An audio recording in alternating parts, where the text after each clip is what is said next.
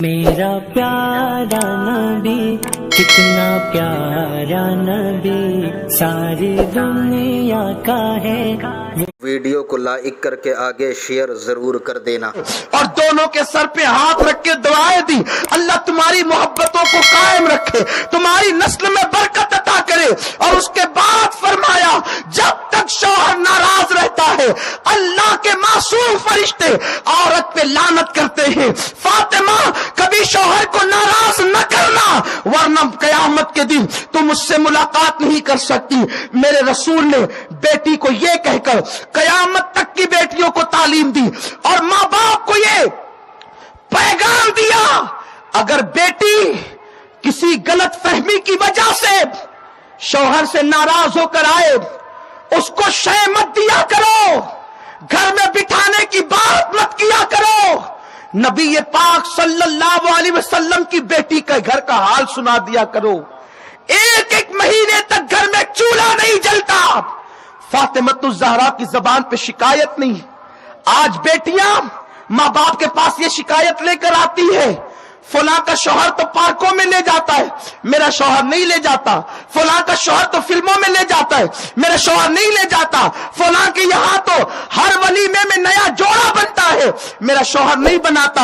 او نادانو، پھر ماں باپ کو طیش آتا ہے، مائیں شے دیتی ہے، باپ کہتا ہے بیٹی تیرا باپ فقیر تھوڑی ہے، بیٹھ، پھر اسے مزہ چکھائیں گے، کوٹ کا زینہ چڑھوائیں گے اور اتنا کیس کریں گے اور وہ کریں گے، ایسا حیران کریں گے کہ اس کا تیل نکل جائے گا۔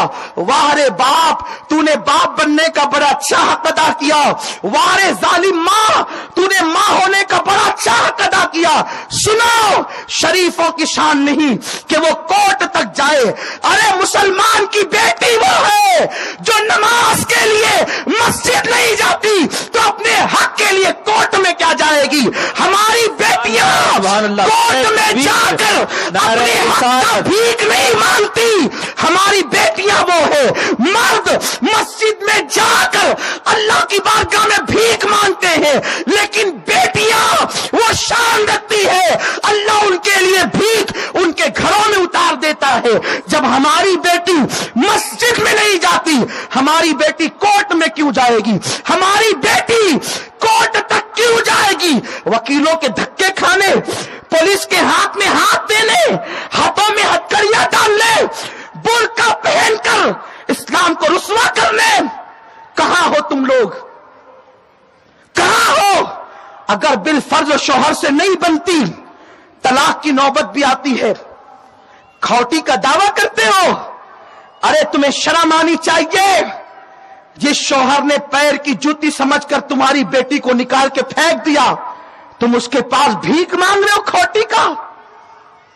نہیں، ہم یہ نہیں کر سکتے۔ اسلام غیرت کا مذہب ہے، اسلام با غیرتوں کا مذہب ہے۔ وہ اور ہے جو طلاق کے بعد شوہر سے کھوٹیوں کی بھیک جھوٹ بول بول کے مانگتے ہیں۔ ہمارا مذہب یہ ہے غیرت والا، جس شوہر نے طلاق دے دیا پیر کی جوتی سمجھ کے اتار دیا، اب ہماری بیٹی اس کے ٹکڑوں پہ نہیں پلے گی، اس کا باپ پرورش کرے گا، اس کی ماں پرورش کرے گی، اس کے بھائی پرورش کریں گے۔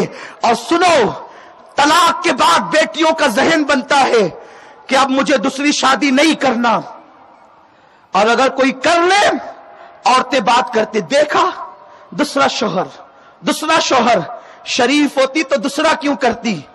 جہالت مت کرو، تم شرافت کی بات کرتے ہو، میرے نبی کی بیٹیوں سے زیادہ شریف کون؟ شرافت کو شرافت جن کے قدموں سے ملتی ہے، جن کے گھر میں فرشتے اجازت کے بغیر نہیں آتے۔ میرے نبی کی 2 بیٹیوں کو طلاق دیا گیا، ابو لہب کے 2 بیٹوں کے نکاح میں میرے رسول کی 2 بیٹیاں تھیں، حضرت سیدہ رقیہ سلام اللہ علیہا الف الف مرہ فی کل لمحہ، اور سیدہ ام کلثوم۔ یہ دونوں بیٹیاں ابو لہب کے بیٹوں کے نکاح میں تھی.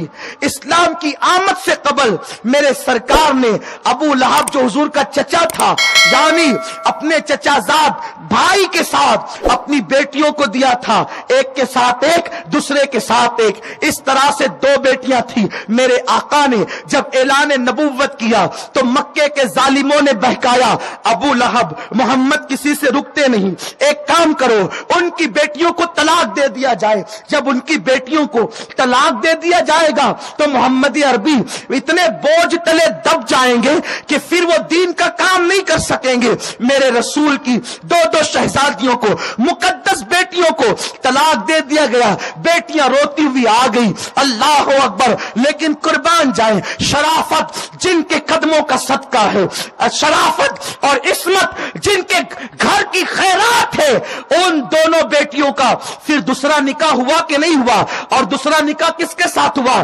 ذوالنورین سیدنا عثمان غنی کے ساتھ ہوا. ایک بیٹی دی, اس کے بعد اس بیٹی کے انتقال کے بعد حضور نے دوسری بیٹی بھی عثمان غنی کو عطا فرمائی. اللہ اکبر. جب نبی کی شہزادیاں دوسرا نکاح ان کا ہوتا ہے عثمان غنی کے ساتھ, تو ہماری بیٹیوں کا کیوں نہیں ہو سکتا؟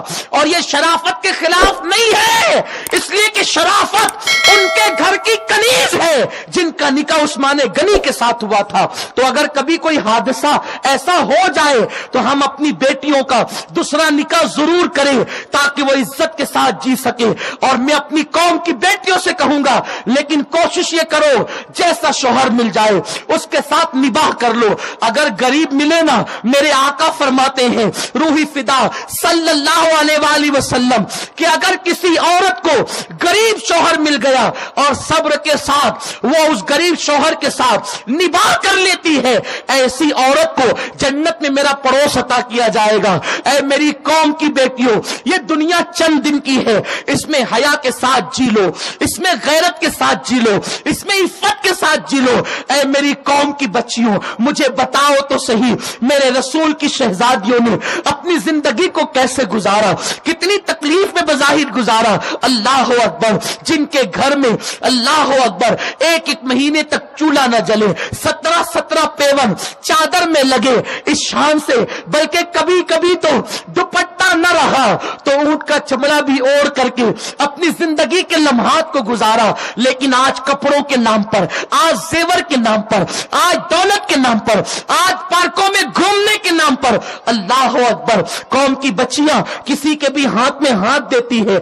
یاد رکھو. اور میں اپنی بہنوں سے کہوں گا, ماؤں سے کہوں گا, جب رشتے آئے تو اچھا رشتہ دیکھو, تفتیش کرو, یوں ہی بوجھ سمجھ کر اٹھا کر کے کہیں بھی نہ دے دیا کرو. اور بیٹیوں سے مشورہ کیا کرو. میرے پیارے آقا صلی اللہ علیہ وسلم کی کنیزوں, یاد رکھنا, اگر کوئی عورت زیور پہن لے اور مالدار ہو جائے تو اسے عزت مل جاتی ہے, ایسا نہیں ہے, بلکہ عزت پاک دامنی کی وجہ سے ملتی ہے, عزت عصمت کی وجہ سے ملتی ہے, عزت حیا کی وجہ سے ملتی ہے, عزت تقوی کی وجہ سے ملتی ہے, عزت پاک دامنی کی بنیاد پہ ملتی ہے. کیا تمہیں نہیں معلوم, ایک عورت ہے, رنگ کے اعتبار سے کالی ہے, قد کے اعتبار سے ناٹی ہے, لیکن وہ عورت جب حج کے لیے جاتی ہے تو کعبہ اس کے استقبال کے لیے چلا آتا ہے. وہ کعبے کو دیکھ کر کہتی ہے, اے کعبے تو کیوں چلا آیا؟ میں تجھے دیکھنے نہیں بلکہ تیرے رب کا دیدار کرنے آئی ہوں.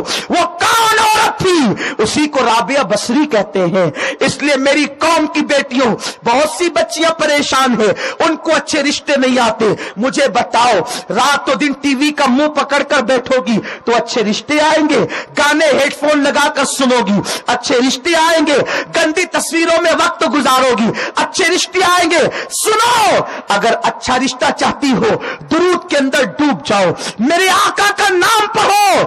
یہ نام کوئی کام بگڑنے نہیں دیتا, بگڑی بھی بنا دیتا ہے. سب نام محمد, ان پر دن میں کثرت سے درود پڑھنا لازم کر لو. ارے جو مصطفیٰ درختوں کو اپنے پاس بلا سکتے ہیں, کیا ان کے نام کی برکت سے اچھا رشتہ تمہیں نہیں بھیج سکتے, اچھا رشتہ تمہیں عطا نہیں کر سکتے؟ لیکن اچھے برے کی پہچان تمہیں نہیں ہے. تم تو داڑھی منڈے کو اچھا سمجھتے ہو, تم تو سفید چمڑی کو اچھا سمجھتے ہو, تم تو بلڈنگ اور محل والے کو اچھا سمجھتے ہو, مصطفیٰ والا اچھا ہوتا ہے، جو عشق مصطفیٰ میں تڑپتا ہے وہ اچھا ہوتا ہے، جو قرآن کا قاری ہوتا ہے وہ تالی قرآن اچھا ہوتا ہے، جو مصطفیٰ پیارے پہ فدا ہوتا ہے، سنتوں کا پابند ہوتا ہے، اس کے پاس مال ہو یا نہ ہو وہ اچھا ہوتا ہے۔ مجھے یہاں ایک بات یاد آتی ہے، اچھا کون ہے؟ اچھا کون ہے؟ بیٹیوں کی فکر بدل گئی، ماں باپ کی بھی۔ اچھا رشتہ، اچھا کیا؟ میرے رسول نے اپنی چہیتی بیٹی کے لیے اس علی کو چنا جس کا خود کا اپنا بظاہر گھر بھی نہیں تھا، لیکن وہ علی کیسا علی تھا جس کا نکاح ہوا تو پھر عرش پر ہوا ہے، کیسا اچھا ولیوں کا سردار۔